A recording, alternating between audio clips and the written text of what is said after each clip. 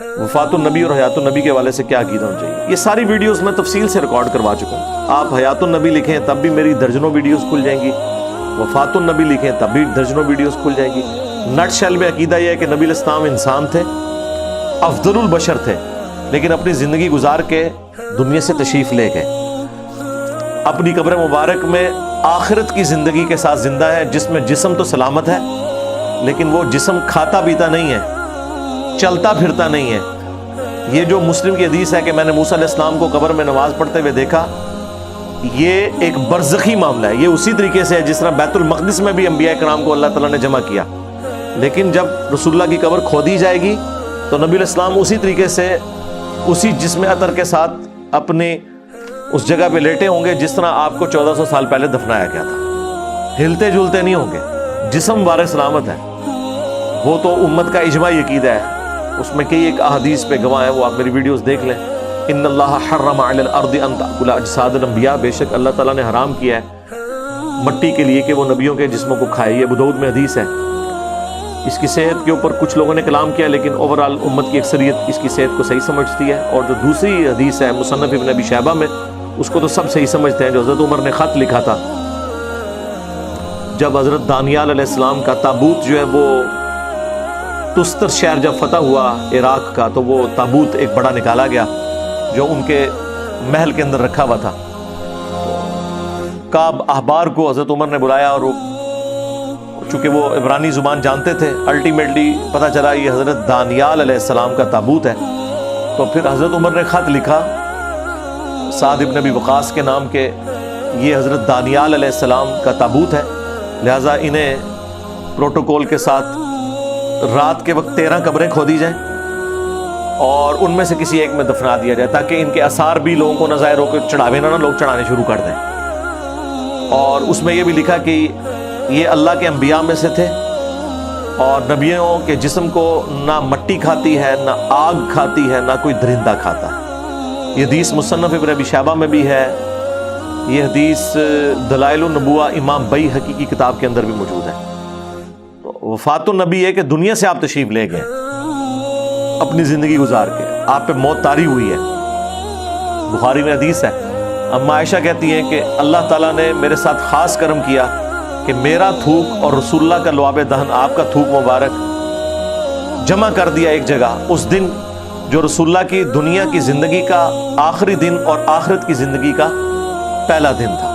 وہ جو مسواک نبی علیہ السلام نے مانگی، عبد الرحمن بن ابی بکر کے ہاتھ میں دیکھی، جو بخاری میں آتا ہے، وہ اشارہ کیا، چبانے کی کوشش کی لیکن نہ چبا سکے، ظاہر تکلیف کا غلبہ تھا، بخار تھا. تو اما عائشہ کہتی ہیں میں نے چبا کے حضور کو دی. تو جب حضور نے چبا کے مجھے واپس کی تھی تو نبی علیہ السلام کا لعاب دہن میرے منہ میں آیا، اور جب میں نے چبا کے دی تو میرا لعاب حضور کے منہ میں چلا گیا. یہ حضرت عائشہ نے اس بات کو یاد رکھا تھا اپنی فضیلت کے طور پہ.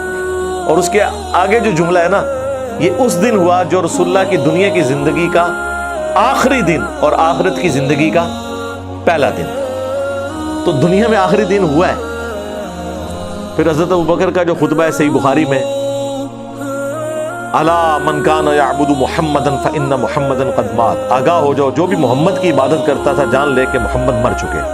اب یہ الفاظ ہیں فان محمد قد مات. اور کئی بریلوی اور دیوبندیوں نے میرا ایک کلپ کاٹ کے کہا کہ یہ دیکھو یہ رسول اللہ کو کہہ رہے ہیں مر گئے. میں کہہ رہا ہوں یا وہ شخصیت کہہ رہی ہے کہ جو نبی علیہ السلام نے جنہیں اپنے مسلح پہ کھڑا کیا اور وہ مسلمانوں کے پہلے خلیفہ بنے. یہ تو ان کا خطبہ ہے، میں تو نقال ہوں. اور اس سے بڑھ کے قرآن میں آیا انک میت و انہم میتون. اور یہ آیت سورہ الزمر کی آیت نمبر 30 تلاوت کی حضرت ابوبکر نے، اور یہ سورہ الزمر کی آیت نمبر 30 تلاوت کی حضرت ابوبکر صدیق رضی اللہ تعالیٰ عنہ نے اپنے بات کے ثبوت میں. اور سورہ آل عمران کی آیت نمبر 144 تلاوت کی وما محمد الا رسول قد خلت من قبلہ الرسل افئن مات او قتل. محمد تو نہیں مگر ایک رسول، اگر یہ مر جائیں یا قتل ہو جائیں، وصال شریف فرما جائیں یا شہید شریف ہو جائیں، یہ نہیں ہے. حالانکہ یہ وصال اور شہید بھی عربی کے الفاظ ہیں. سرکار دیکھ لیں یہ کتابوں کا دین ہے. اس زمانے میں کوئی گستاخی نہیں ہوتی تھی یہ بات کرتے ہوئے. آج ہر بات کو یہ گستاخی کیٹیگری میں فال کروا دیتے ہیں، گستاخی ہوگی. اور وہ لوگ جن کو قرآن و سنت کی الف بے نہیں پتا، وہ اپنے ذوق میں چیزوں کو گستاخی ڈکلیئر کرتے ہیں اور پھر فتوے سناتے ہیں.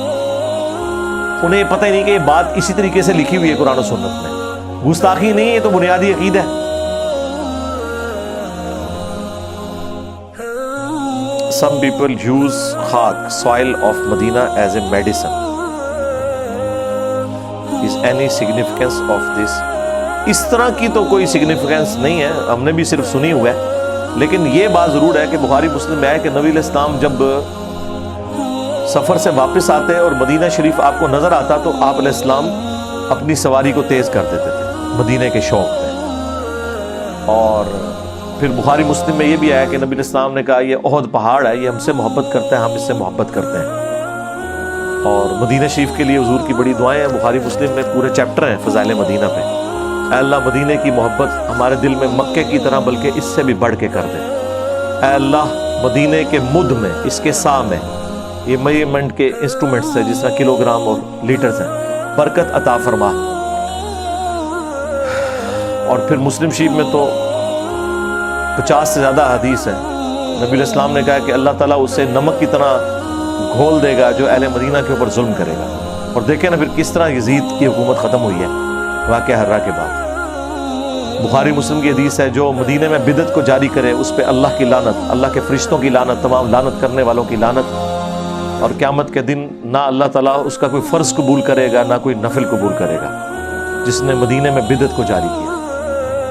پھر بخاری مسلم میں یہ بھی حدیث ہے اے اللہ ابراہیم علیہ السلام نے مکے کو حرم بنایا تھا اور میں مدینے کو حرم بناتا ہوں. تو مدینہ شریف کی حرمت اسی طریقے سے ہم اب تو ٹرم یوز کرتے ہیں نا، حرمین، 2 حرم، مکہ اور مدینہ، یہ دونوں ہمارے لیے حرم ہے الحمدللہ. لیکن یہ جو مٹی لے کے آتے ہیں، قبر مبارک کی مٹی کو لے آتا ہے یا مدینہ شریف کی مٹی، تو ان سے صرف یہ پوچھیں کہ یہ مدینہ شریف کی مٹی جسے آپ اتنا محبت کر رہے ہو، بلکہ آپ تو کہتے ہو ہم مدینے کے کتے ہیں، کاش ہم مدینے کے کتے ہوتے. یار کتے سے زیادہ درجہ تو مسجد نبوی کے امام کا ہے، اس کے پیچھے تم لوگ نماز نہیں پڑھتے. کتے سے پیار ہے مدینے کی گلیوں سے، کانٹوں سے، سوائے مسجد نبوی کے امام کے جو کہ مصلی رسول پہ کھڑا ہوا ہے اس لیے کہ وہ نجدی ہے. یعنی وہ کتے سے بدتر ہے ان کے نزدیک. ذہن میں رکھیں، سیدھا سا یہی رزلٹ نکلتا ہے. یہ آپ کو دین پڑھایا جا رہا ہے. تو مدینہ شریف کا احترام اپنی جگہ، لیکن یہ مٹی وغیرہ کام نہیں. ہاں رسول اللہ کے اپنے تبرکات ہوں اوریجنل، وہ تو ٹھیک ہے، وہ صحیح بخاری میں موجود ہے. ہماری ماں ام سلمہ نے نبی علیہ السلام کے بال مبارک ایک ڈبیا سے نکالے اور وہ فرماتی ہیں نبی علیہ السلام کے بال مبارک ہیں. ہمارے محلے میں جب کوئی بیمار ہوتا ہے تو وہ پانی کا برتن بھیج دیتا ہے، میں اس میں یہ گھول دیتی ہوں، اس سے اسے شفا ہو جاتی ہے. نبی علیہ السلام کا اپنا بال مبارک، اس کی برکات تو ہیں. اسی طریقے سے مسلم شریف میں ہے کہ کسروانی تیالسی جبہ کالے رنگ کا اسما بنت ابی بکر نے نکالا اور کہا کہ یہ نبی علیہ السلام پہنتے تھے اور ہم اس کا دھون مریضوں کو شفا کے لیے دیتے ہیں. وہ ساری برکات اپنی جگہ موجود ہیں، لیکن جو نبی علیہ السلام کے اوریجنل تبرکات ہیں. باقی مٹی یا قبر کی مٹی اس طرح کی تو بھائی کوئی کنسیپٹ ہی نہیں ہے. ہاں سیدھی سی بات ہے. اس کے الٹ باتیں ملتی ہیں بخاری مسلم میں کہ نبی علیہ السلام نے فرمایا کہ اللہ کی لعنت ہو یہود و نصارہ پر، انہوں نے اپنے نبیوں کی قبروں کو سجدہ گاہ بنا لیا تھا. اور حضرت عائشہ کہتی ہیں، یہ بخاری مسلم کے الفاظ ہیں اس حدیث کے ساتھ، کہ یہ نبی علیہ السلام ہمیں سمجھا رہے تھے. اور اگر ہمیں ڈر نہ ہوتا کہ لوگ رسول اللہ کی قبر پہ سجدے شروع کر دیں گے تو ہم نبی علیہ السلام کی قبر کو اوپنلی زیارت کے لیے چھوڑ دیتے. اما عائشہ نے اپنی زندگی میں کبھی بھی اوپنلی قبر رسول کو نہیں چھوڑا. وہ دستک دے کے لوگ قبر کی زیارت اندر سے کرتے تھے، حضرت عائشہ کی اجازت سے انٹر ہوتے تھے. میلہ نہیں لگا ہوا تھا، یہ ذہن میں رکھیے گا. اب تو خیر ویسے ہی کئی سو سال سے وہ بند ہے اور باہر جعلی شریف ہے، ذرا ذہن میں رکھیں.